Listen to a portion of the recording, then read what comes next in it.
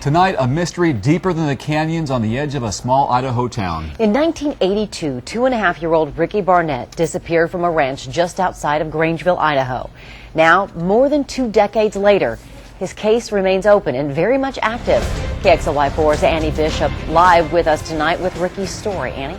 And this is the last image Ricky Barnett's mom has of her little boy, even though right now he'd be going on 29, about my age.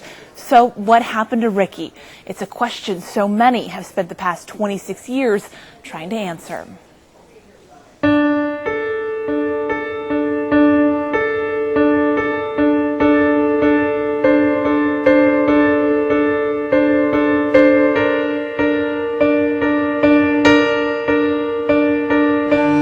With his deep brown eyes and the innocent smile of a toddler, Ricky Barnett had the face of an angel.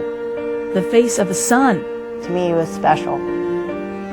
I had other kids, but he was a special one. The face of a missing boy. Someone knows. Someone knows what happened to him. From Main Street to the grain silos dotting this endless farm country, Ricky's mystery lingers over this small town like a cold fall day. I just think this is, how could a kid disappear from this town? August 31st, 1982, Judy Barnett's life forever changed. Ricky was Judy's youngest boy. He was visiting his grandparents as they worked at this now bird farm. Ricky was playing as dozens of workers scrambled to unload a delivery. And the last time they saw him, and one of the uncles saw him sitting out front of one of the barns on a wagon. Within 15 minutes, Ricky was gone. I think I started screaming. I'm not sure. I was panicking and screaming, didn't know what to do. Hundreds of people helped in the search. And then there were bloodhounds brought in. There were airplanes in the sky. Everyone was looking for this little boy. Draining ponds, manure pits, and grain silos. Searchers moved haystacks. Oh, it was just confusion out here. It was pretty bad. There was a lot of people here. Carl Clemens helped look for Ricky. Oh, I just went out with one of the groups, just hunting all over the place. Bloodhounds were even brought in to trace Ricky's scent. The dogs followed Ricky's scent all the way to this fence line here, the northwest corner of the property. And then his scent literally disappeared. At that time, I think everybody was surprised. Not a shoe, piece of clothing, not even a hair. The intense search lasted for 4 days. At first, all fingers pointed to Ricky's grandma. They felt that the grandmother acted maybe inappropriate at the time. They felt that she would have had reason not to want Ricky to go back to his mother. Grandma took a polygraph test. The results were inconclusive. Decades passed and nothing. No leads, no Ricky. Detective Joan Renshaw picked up the case in 1993. I have to find the person that knows something. A few years ago, Renshaw, hoping for closure, gave Ricky's grandma another polygraph test. This time she passed and is no longer a suspect. Every time I clear someone, then I go to the next person on my list that was there. And I go through everybody's interviews. Renshaw has a list of 35 potential suspects. Half of them have been cleared.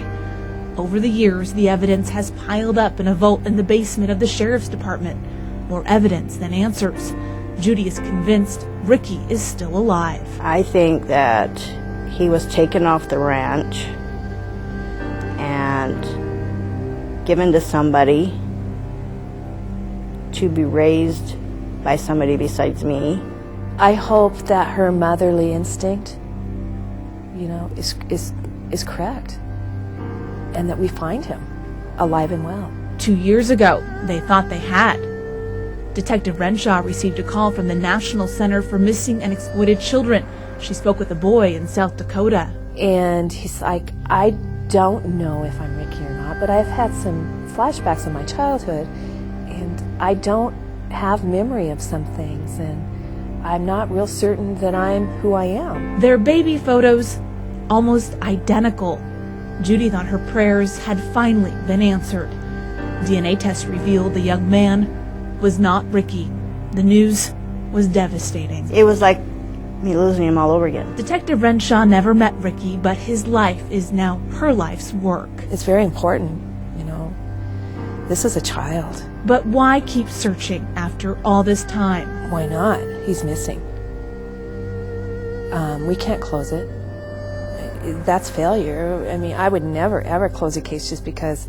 I hope if I don't find the missing child, I hope whoever picks up my job continues. I hope I will see him again. And if she does it, if Ricky's no longer alive, I'll know, and I don't have to look anymore. Judy just wants an answer.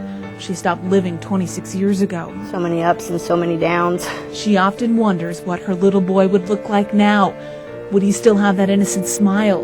Could he still make her laugh? This progressed picture shows what he would look like at age 26. The face of a missing boy, now a man. A face Judy hopes you never forget. People want to know. I want to know. I need to know.